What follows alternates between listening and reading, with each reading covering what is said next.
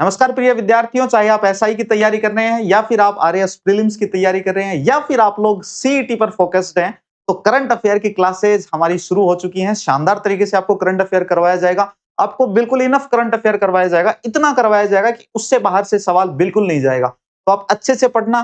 कोशिश मेरी भी है रहेगी कि मैं आपको क्लास के दौरान चीजें याद करवाऊं। आप भी कोशिश यही करना कि आप भी क्लास के दौरान ये चीजों को अच्छे से याद कर लें। चलिए शुरुआत करते हैं अंतरराष्ट्रीय करंट अफेयर्स की हमारी पहली क्लास के अंदर, जिसमें सबसे पहली न्यूज है विश्व प्रसन्नता रिपोर्ट, वर्ल्ड हैप्पीनेस रिपोर्ट में। अब जो वर्ल्ड हैप्पीनेस रिपोर्ट आई है, एक माई फिनलैंड वाला है ए सदाऊ ही आन लाग रहा है टॉप पर। मतलब ए मनिया लगा सारा दिन यहाँ दांत पड़ा रखा है। तो देख लो फिनलैंड, तो याद रखना था फिनलैंड लगातार 9 साल से पहले स्थान पर आवा है, सारा दिन दांत पाड़ बोक रहा है। तो फिनलैंड वाला याद रखना था। फिनलैंड वाला बहुत ज्यादा फन करा है। क्या याद रखेगा? फिनलैंड वाला बहुत फन करा है, तो प्रसन्नता के अंदर एक नंबर पर आई है। अब मेन बात आ जाओ, इन जारी कौन करे? ऑक्सफोर्ड यूनिवर्सिटी इसको जारी करती है। इसमें भी वेलबींग रिसर्च सेंटर के द्वारा यह जारी होती है, साथ में यूएनएसडीएसएन के द्वारा। संस्करण इसका देखें तो इस बार कौन सा संस्करण है? इसका 14वां संस्करण है। इसकी थीम आपको याद करनी है, खुशहाली और social media. Happiness and social media इसकी थीम है। कौन सी थीम है भाई इसकी? Happiness and social media. Happiness and social media इसकी थीम है। ये आपको अच्छे से याद करनी है भाई, पक्की याद करनी है। और सबसे टॉपर कौन है? सारा दिन जो दांत पाट वगैरह ही हा हा, वो कौन है? फिनलैंड है। तो याद रखियो, ठीक है ना? फिनलैंड वाला बहुत फन कर है, बड़ा आनंद ले है। तो फिनलैंड वाला टॉप पर है। 2 नंबर पर डेनमार्क है, 3 नंबर पर आइसलैंड है। अब निम्नस्थ देश देखा तो एक तो अपनो पड़ोसी है, कौन है? अफगानिस्तान है, 147वें स्थान पर है। तो इन्हें नीचों टॉपर मानना होता है, ठीक है? सबसे अंतिम वही है, यानी कि नीचे से टॉप आना ही करियो है। अपनी क्या स्थिति है? आपा थोड़ा कम आसा, आपन खूब आसनो चाहिए। आपा 116वें स्थान पर आपा आशा किया को नहीं, आपने आधी जनता तो फालतू की टेंशन ले रखा है। आधा का तो ये बात की टेंशन हो जाएगी, पड़ोसी टेंशन क्या की ले रखी है, या यार की टेंशन हो जाए यार लाइट आपने गई, पड़ोसी आगे गई है, कौन गई? आगे देखो, स्कोर थान याद करने की कोई आवश्यकता को नहीं। 2025 में आपनो 118वां स्थान हो, अब आपनो 116वां आएगा, 2 पॉइंट आप ऊपर ने सर क्या किम्मी तो राजी रहे। ठीक है, चलो पड़ोसी देश देखा तो चाइना की स्थिति है 65, नेपाल 99, पाकिस्तान 104। यार आपनो ज्यादा तो यही राजी रहे। ये बात रखिए, कारण है बांग्लादेश 127, म्यांमार 129 और श्रीलंका 134। ध्यान रखो, देखो अरे नोटिस करो ते, अरे आशा करो खूब खूब राजी रिया करो, जको आपा भी थोड़ा टॉप कराए। फिनलैंड वाला सारे दिन मुंह पाट बोक रहा है। अगलो देखो, नेक्स्ट आ जाओ। अगला है बालेंद्र शाह, इनको नेपाल के नए प्रधानमंत्री बनाया गया है और आज तक के सबसे युवा प्रधानमंत्री बने हैं नेपाल के। पद शपथ कब हुई भाई इनकी? 27 मार्च 2026 को नेपाल के सबसे युवा प्रधानमंत्री बने हैं। कब बने हैं? 27 मार्च को। पार्टी इनकी राष्ट्रीय स्वतंत्र पार्टी है और विशेष उपलब्धि, नेपाल के पीएम बनने वाले मधेसी समुदाय के पहले नेता हैं। कौन से समुदाय से बिलोंग करते हैं? मधेसी समुदाय से। नेपाल के अंदर एक क्या है? समुदाय है, कम्युनिटी है।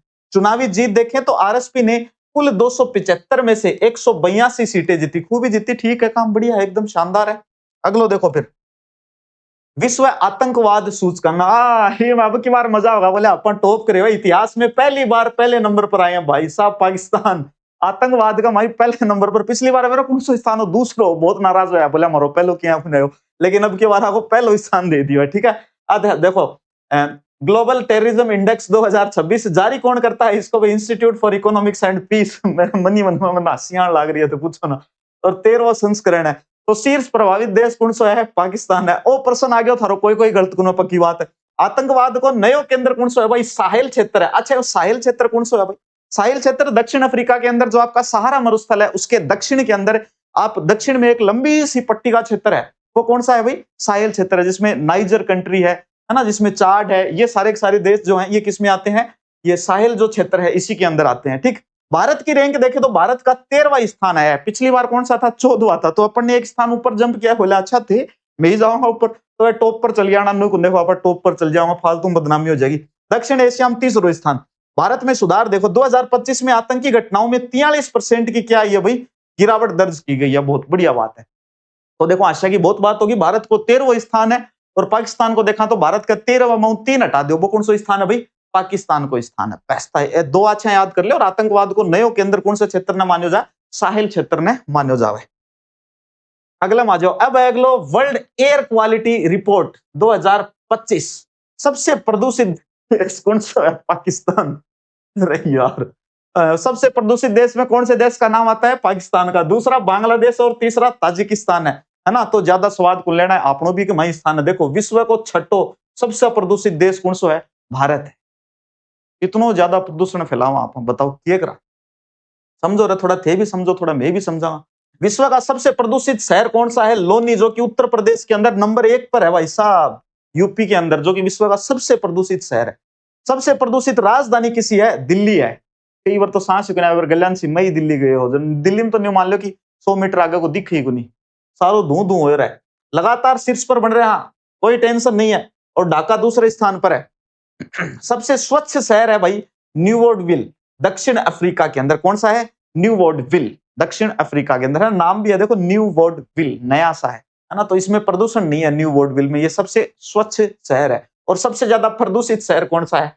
कौन सा देश है? पाकिस्तान। ठीक, याद रख लो। अगला चलो, अगला देखो, फिनलैंड के राष्ट्रपति की भारत यात्रा इतनी कोई खास बात को नहीं, बट आजकल आरपीएससी भी सवाल पूछा है, आजकल कर्मचारी चयन बोर्ड की को नाम पूछा है। अगर कोई देश को मुखिया अपने देश के अंदर यात्रा कर रहे हो, चाहे कोई राष्ट्रपति वो, चाहे कोई प्रधानमंत्री वो, तो कई बार एक प्रश्न आ जावे, या तो स्टेटमेंट में नाम दे देगा या डायरेक्ट सवाल आ जाएगा फैक्चुअल। तो राष्ट्रपति को नाम याद रखने में क्या नाम है? Doctor Alexander Stubb. क्या नाम है? Doctor Alexander Stubb.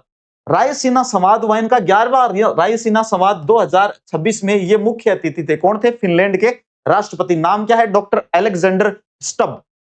प्रमुख एमओयूज क्या हुए इसमें? प्रवासन गतिशीलता और पर्यावरण का सहयोग करना है। सांख्यिकी डेटा जो है उसका क्या करेंगे हम लोग? साझा करेंगे।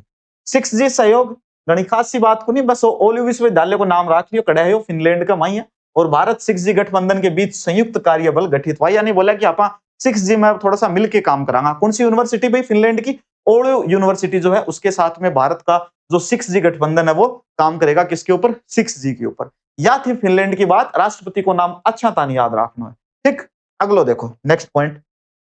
अगला है आपका फोर्ब्स वर्ल्ड बिलियनियर्स लिस्ट 2026। वैश्विक शीर्ष अमीर, इसका आपको सबको पता है, एलन मस्क। ये मैंने इनकी भाई क्या क्या लिख रखी है? प्रॉपर्टी लिख रखी है। कितनी है? भयंकर ही है। सर्वाधिक अरबपति देश कौन सा है भाई? अमेरिका है। फिर कौन सा है? चाइना है। उसके बाद भारत। हर इतना पीसा है अपने, सर्वाधिक अरबपति देश। और खर्च कोई करना ही कौन सा है? जना यार यहाँ पर तीसरे पर क्यों खर्चा हाथ को नहीं बेड़ा करने लाग रहे हैं। बढ़िया है, बहुत बढ़िया बात है। भारतीय स्थिति देखो अब मुकेश अंबानी वैश्विक रैंक इनकी कौन सी है? 21वीं रैंक है भारत के। लेकिन ये क्या है? सबसे अमीर पुरुष है। गौतम अडानी वैश्विक रैंक इनकी 31वीं है। सावित्री जिंदल जो है ये भारत के अंदर महिलाओं में सबसे अधिक अमीर है, भारत की सबसे अमीर महिला है। वैश्विक रैंक देखें तो 51वीं रैंक है। अब नया प्रवेश किसका हुआ है भाई? फिजिक्स वाला के हैं अलख पांडे। पहली बार फोर्ब्स सूची में इनको भी शामिल किया गया है। चलो बहुत बढ़िया बात। फिर आ जाओ, फोर्ब्स विश्व के सबसे युवा अरबपतियों के बारे में बातचीत करेंगे, जिसमें विश्व रिकॉर्ड में देखें तो 22 वर्षीय सूर्य मिधा, जो कि भारतीय मूल के हैं, दुनिया के सबसे युवा सेल्फ मेड अरबपति बने हैं। कौन बने हैं भाई?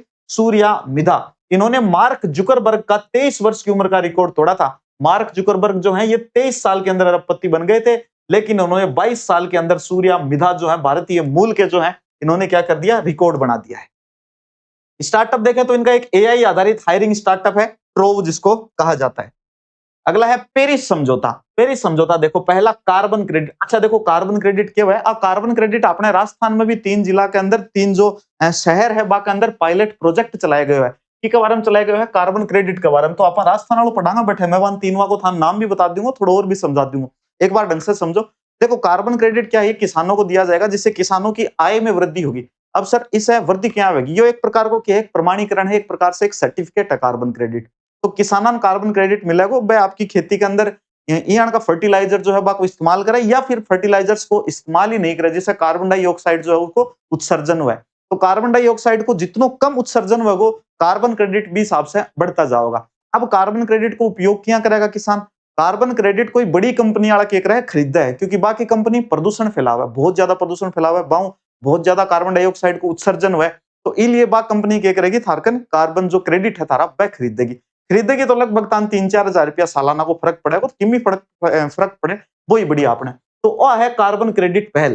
कार्बन क्रेडिट पहल जो है इनमें दक्षिण कोरिया जो है ये अपने लक्ष्य को पूरा करने में इसका उपयोग करेगा। अच्छा एनडीसी लक्ष्य कौन से होते हैं? ये आपके राष्ट्र से संबंधित होते हैं, नेशनल, है ना। इनमें क्या करते हैं? राष्ट्र के देश के सभी लोग जो होते हैं वो आपसी सहयोग के साथ में क्या करना चाहते हैं? जो कार्बन का उत्सर्जन होता है उसको बिल्कुल शून्य करना चाहते हैं।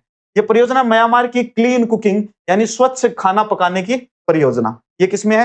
कार्बन क्रेडिट, पेरिस समझौते के अंदर ये सारी की सारी बातें आपको अच्छे से क्या करनी है? याद करनी है। चलो, कार्बन क्रेडिट थार समझ में आ गो, अति तो इन कोई खास बात ही भी कोनी। राजस्थान वालों थाने अच्छे से याद करना है, जो थाने बता दूंगा, टेंशन लेने को नहीं। एक तो भी माई बानसूर जो जोड़े गए पायलट प्रोजेक्ट जो है बानसूर है, 2 और है। कनाडा के प्रधानमंत्री की भारत यात्रा, तो कनाडा के प्रधानमंत्री का नाम याद करना है, कौन है? Mark Carney. कौन है? Mark Carney. एक अपन ने फिनलैंड वाले देखे थे, कौन थे? Doctor Alexander Stubb. और कनाडा के कौन है भाई? वो तो कौन थे? फिनलैंड के राष्ट्रपति थे। ये कनाडा के क्या है? प्रधानमंत्री है, मार्क कार्नी। तो वर्ष 2018 के बाद पहला आधिकारिक दौरा किया। बहुत दिन आए रे यार, ये बात हुई। रूस गए लागे, पिछली बार आयोजना रूस गयो, कोई न कोई बात होगी जब बोले दिन आया। भारत, कनाडा, ऑस्ट्रेलिया के बीच में त्रिपक्षीय तकनीकी एमओयू हुआ है। टेक्नोलॉजी के ऊपर क्या हुआ है? एमओयू हुआ है। कौन कौन से देश? भारत है, कनाडा है और ऑस्ट्रेलिया है। केमेको कंपनी जो है ये कनाडा की एक कंपनी है, यूरेनियम पर ये बहुत शानदार कार्य करती है। तो केमेको कंपनी के साथ में यूरेनियम आपूर्ति के लिए अनुबंध किया है भारत ने। इसके अलावा निफ्टेम के जो है कुंडली, जो हरियाणा के अंदर एक संस्था है, national institute of food technology entrepreneurship and management, और के फॉर कुंडली, ये अच्छे से नाम याद रखना है ना। तो ये अपने जो इंस्टीट्यूट है इसमें संयुक्त दलहन प्रोटीन उत्कृष्टता केंद्र की स्थापना करवाई जाएगी। ये भी बात जो है इस पर भी समझौता हुआ है। और एआईसीटीई मिटेक्स समझौता, देखो एआईसीटीई है, all India council for technical education, all India council for technical education. और जो ये मिटाक्स है, ये क्या है भाई? ये कनाडा की एक संस्था है। ये क्या करेंगे? प्रतिवर्ष 300 भारतीय छात्रों को इंटर्नशिप देगी। कौन सी संस्था देगी? मिटेक्स देगी, जो कनाडा की एक संस्था है। तो इन दोनों के बीच में आपसे क्या हुआ? एक समझौता हुआ है, और समझौते के अंतर्गत हर वर्ष 300 भारतीय छात्र इंटर्नशिप के लिए जाएंगे। अगर इनको कोई रिसर्च करनी होगी तो उसके लिए 300 बच्चे जाएंगे। घोषणा, कनाडा ग्लोबल बायोफ्यूल अलायंस और आईएसए यानी कि अंतरराष्ट्रीय सौर गठबंधन में शामिल होगा। ये क्या करी गई है भाई? घोषणा करी गई है। तो करंट अफेयर अप्रैल के जो आपके करंट अफेयर बनते हैं वो हमने कंप्लीट कर ली हैं। अब करंट अफेयर्स में ऊपर मैंने अप्रैल लिखा था, तो अप्रैल के महीने में जितनी करंट अफेयर की न्यूज जारी हुई थी वो सारी की सारी न्यूज हमने कर ली हैं, जो कि कौन से महीने की होती हैं? पिछले महीने की होती हैं। अगस्त का करंट अफेयर पढ़ने के लिए अगर हम कोई भी सोर्स लेके आते हैं तो उसमें खबरें सारी की सारी किसकी होती हैं? जुलाई की होती हैं। तो चाहे आपकी कोई भी एग्जाम हो, अभी 2026 में आगे होने वाली है, हम शुरुआत कहां से करेंगे? हम वैसे अप्रैल से करेंगे, लेकिन पढ़ाई वाली शुरुआत देखें तो मार्च का हमने पढ़ लिया है, अंतरराष्ट्रीय स्तर का। अगले वीडियो में हम मार्च का ही पढ़ेंगे, राष्ट्रीय स्तर का। उसके बाद हम मार्च का ही पढ़ेंगे, आपका प्रादेशिक यानी कि राज्य स्तर का पढ़ेंगे। उसके बाद में थोड़ा सा डिफेंस के बारे में पढ़ेंगे कि मार्च में डिफेंस से रिलेटेड कौन कौन सी अच्छी अच्छी खबरें हैं, डिफेंस साइंस से रिलेटेड, टेक्नोलॉजी से रिलेटेड, स्पोर्ट्स से रिलेटेड भी अपन उसी में कवर करेंगे, क्योंकि स्पोर्ट्स से भी खूब सारे क्वेश्चंस पूछे जाते हैं। यानी कि इन 3 चीजों को छोड़ के अंतरराष्ट्रीय, राष्ट्रीय और प्रादेशिक जो है, इनको छोड़ के जो कुछ भी बचता है करंट में, वो सारा का सारा फिर अपन एक क्लास के अंदर और कर लेंगे।